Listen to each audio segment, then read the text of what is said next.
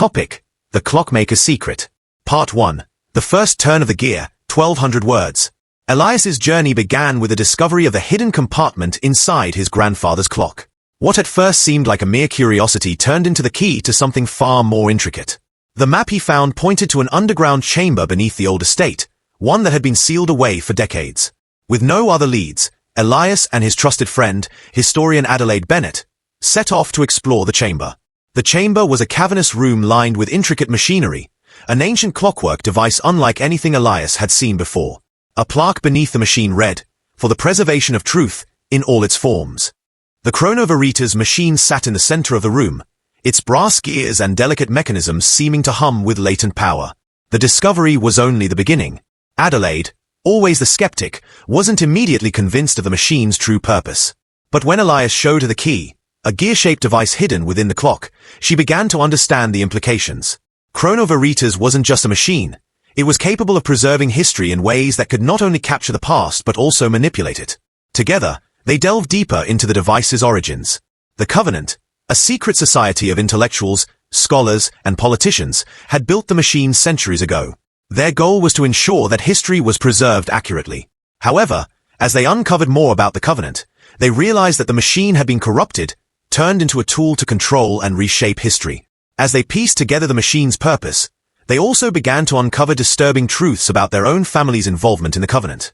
Elias's grandfather, a key figure in the society, had tried to dismantle the device but was ultimately silenced.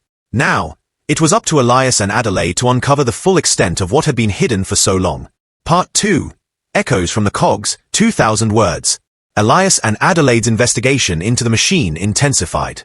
The more they studied the chronovarita's, the more they realized that it wasn't just a tool for preserving memories, it had the power to change them. They discovered that the machine had been used by the Covenant to rewrite crucial moments in history, altering political landscapes and even swaying public opinion.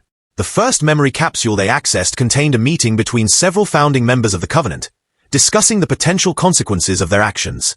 Nathaniel Harrington, a key member, had warned against manipulating history, but others, like Bellamy and Penrose, saw it as a necessary tool. Their desire to control the past would lead to disastrous consequences. Elias and Adelaide found other capsules, each revealing more about the Covenant's involvement in major historical events. From the vote to dissolve the group to the silent assassination of Crane, a former member who had attempted to expose their actions, the memory capsules painted a picture of manipulation and deceit. The Covenant had not only altered history but had also used chronovarita's to create false narratives, shifting public perception and ensuring that their version of events was the one that endured. But as Elias and Adelaide uncovered these secrets, they also began to realize that their lives were in danger. The more they uncovered, the more they became targets of the Covenant.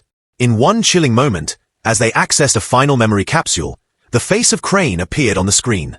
His voice was tired, his face gaunt. "If you are watching this," he said, "you've uncovered what we tried to bury." The Covenant was never about preserving history, it was about controlling it. Part 3. Beneath the Pendulum's Shadow, 2500 words. The discovery of the hidden vault beneath the chronovarita's was both exhilarating and terrifying. The walls of the vault were lined with rows of brass capsules, each one labeled with names, dates, and cryptic references that only those who knew the Covenant's true nature could understand.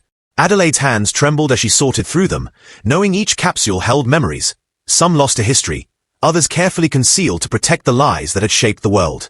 Elias stood over her, his mind racing with the weight of the discovery. His grandfather had been a part of this, a key player in a network of powerful individuals who had manipulated history. Yet, despite the terrifying truth of what they were uncovering, Elias felt a strange sense of connection to the machine.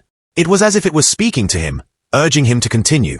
Adelaide paused as she uncovered one particularly old capsule, its brass casing worn from age. It was labeled simply, Crane, Final Record. She met Elias's eyes, uncertainty clouding her expression. Elias nodded silently. This could be the final piece of the puzzle, the record of someone who had tried to expose the Covenant.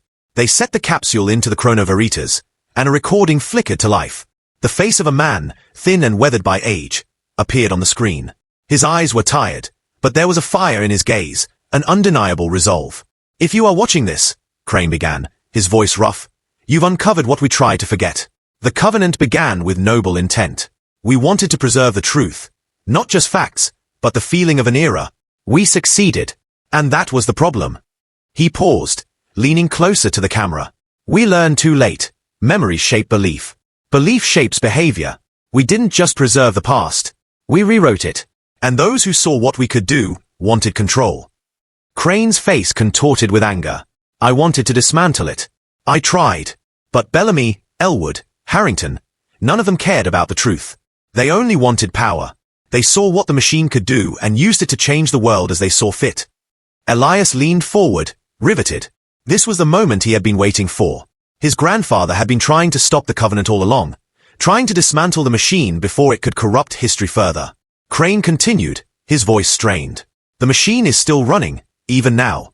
And as long as it does, we can never truly know what happened. The truth will always be distorted. But you, whoever you are, you have the power to stop it.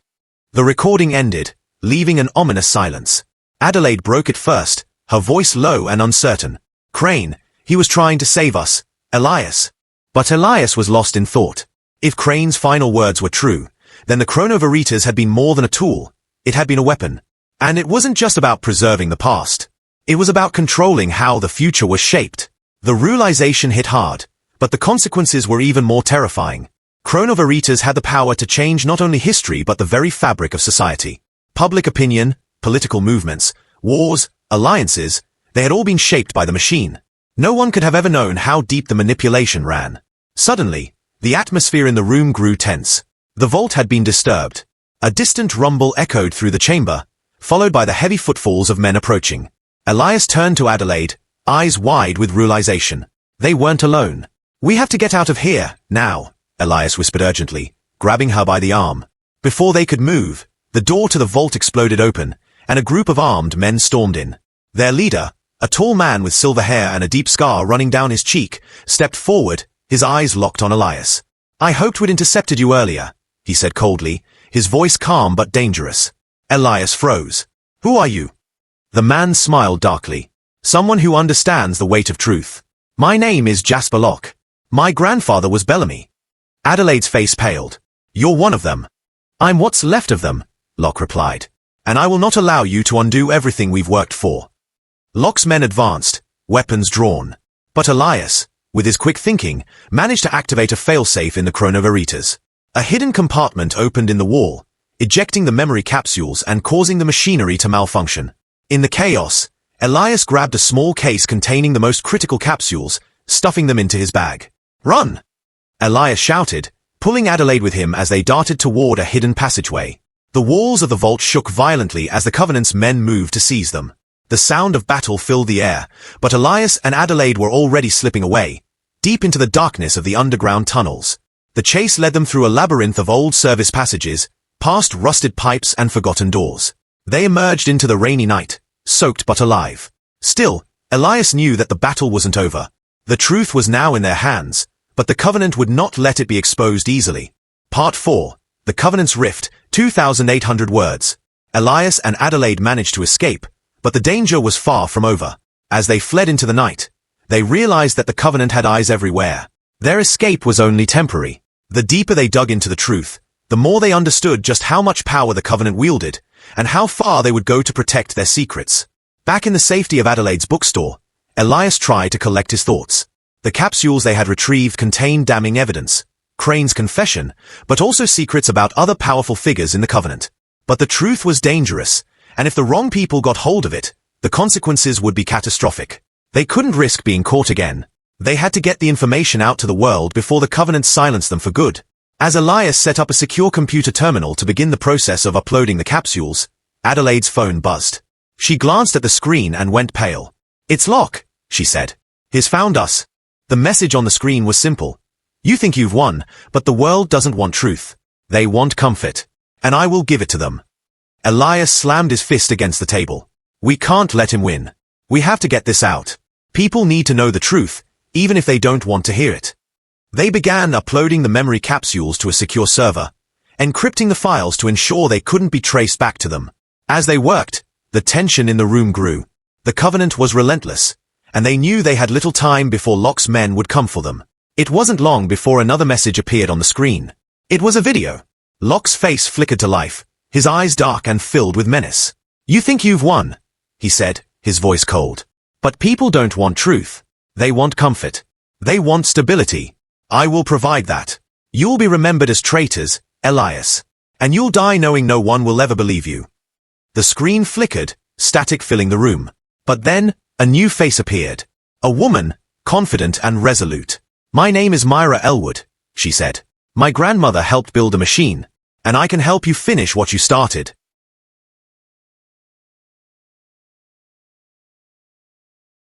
Part 5. The final gear turns, 1200 to 1500 words. The sun had barely risen, but Elias and Adelaide were already at work. The room was dimly lit by the glow of the computer screen, which displayed encrypted files containing the truth about the Covenant. The distorted history, the manipulated memories, the faces of those who had shaped the world from the shadows. But now, they had a new ally, Myra Elwood. She had reached out to them, offering her assistance, claiming she had access to the remaining vaults, the ones that still held the final pieces of the puzzle. I know where the last one is, Myra said as she examined the computer setup Elias had assembled. The vault is located beneath the old observatory. It's where the final records are kept. But it's well guarded, and Locke's men will be waiting. Elias nodded, his jaw clenched. We don't have much time. Locke won't stop until he buries everything. Adelaide looked at the screen, her eyes filled with a mixture of fear and determination. Then we finish this, together. The truth will come out, whether they like it or not. The team knew what they had to do. They packed the essentials, laptops, encrypted drives, and the few remaining memory capsules they had salvaged. But as they prepared to leave, the atmosphere grew heavy, as if the very air had thickened with the weight of the decisions they were about to make. The journey to the observatory was tense. Myra drove the car, her hands tight on the wheel, her eyes scanning the rearview mirror for any sign of pursuit. Elias and Adelaide sat in the back seat, each lost in their thoughts. They had been running for days, always one step ahead of Locke's men, but they knew that time was running out. The final confrontation was inevitable. As they approached the observatory, the structure loomed ominously in the distance. A once grand building now faded and forgotten, its windows dark and shattered. The gates were locked, but Myra had a key. The three of them snuck inside, the place eerily quiet, the only sounds the soft tapping of their footsteps against the dusty floor. The vault beneath the observatory was hidden deep within its bowels, concealed by layers of old, crumbling walls.